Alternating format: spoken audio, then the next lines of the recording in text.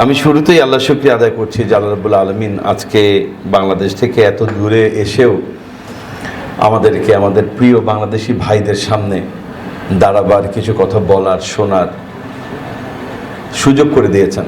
এই জন্য মাহবুদের দরবারে নত শিরে শুকরিয়া আদায় করছি, আলহামদুলিল্লাহ। একই সাথে লাখো কোটি দুরূদ পেশ করছি বিশ্ব মানবতার মুক্তির দূত বিশ্বনবী মুহাম্মদুর রাসূলুল্লাহ সাল্লাল্লাহু আলাইহি সাল্লামের প্রতি। সম্মানিত ভাইরা, আমি এখানে বসে আপনাদের কথা শুনছিলাম আর একটি বিষয় ভাবছিলাম। আজ থেকে 1-1.5 বছর আগে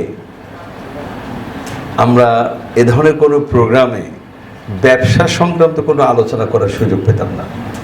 আমাদের আলোচনার কেন্দ্রবিন্দু থাকতো বাংলাদেশের সরকার ব্যবস্থা, স্বৈর শাসন, জুলুম, নির্যাতন, জেল, জরিমানা, ফাঁসি ইত্যাদি, এগুলো নিয়ে আলোচনা করতাম। কিন্তু 1.5 বছরের ব্যবধানে আমরা ওই আলোচনাগুলি ভুলে গেছি। আমরা একটা ভালো পরিবেশ পেয়েছি, যে ভালো পরিবেশ পাওয়ার কারণে আজকে আমরা নতুন করে দেশকে গড়ার, নিজেকে গড়ার একটা সুযোগ পেয়েছি। দেশের মানুষ আগে বিনিয়োগ কি করতো না বাংলাদেশে? হ্যাঁ, করতো, নিশ্চয়ই করতো। কিন্তু আমি বলবো এখন বাংলাদেশের প্রতি মানুষের আগ্রহ আরও বেড়েছে। মানুষ এখন বিনিয়োগ করতে আরও বেশি উৎসাহিত হয়েছে। মানুষ দেশের প্রতি আরও বেশি যত্নশীল হয়েছে, কারণ অনেক রক্তের বিনিময়ে, অনেক ত্যাগের বিনিময়ে আমরা আবার এই দেশটাকে পেয়েছি। এই দেশটাকে আবার মুক্ত হয়েছে। আমি দেশে যখন বক্তব্য রাখি আমি বলি,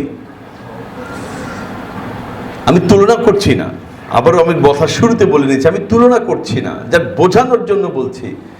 1971 সালে আমাদের দেশটা স্বাধীন হয়েছিল কয় মাসে? 9 মাসে। অনেক রক্তক্ষয়ী যুদ্ধ, অনেক সংগ্রাম, অনেক ত্যাগ, অনেক মা বোনের ইজ্জত, অনেক জীবনের বিনিময়ে আমরা বাংলাদেশ পেয়েছি, কিন্তু যুদ্ধ করেছি 9 মাস।